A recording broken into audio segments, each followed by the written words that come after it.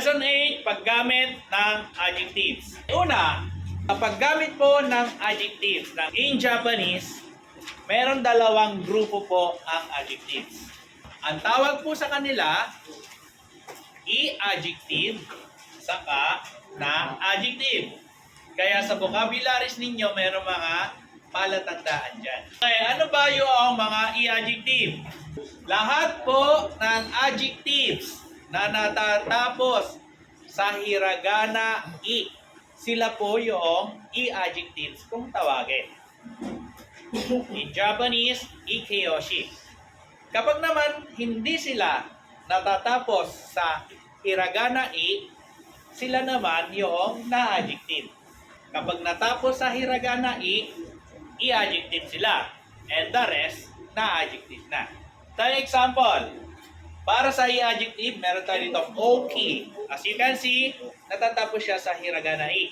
Chisai, atarashi, kuroy, atsui, samoy, etc. Okay, so yun ang first step ha. Ganoon po yung mga example ng na-adjective. So, handsome, shizuka, nigiyaka, shinsetsu, genki. Okay, now, sa rules natin na to, merong mga exemption dyan. Meron kayo makikita, yume at kere. Yan dalawa pong yan, exempted sila sa rules. No?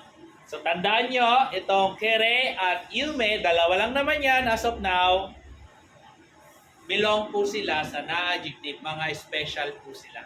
So, they are ends with hiragana i, seems like i-adjective, but they are belong to na-adjective. So please remember, kere and yume po sa lesson 8 vocabs natin, sila lang po yung included sa na-adjective.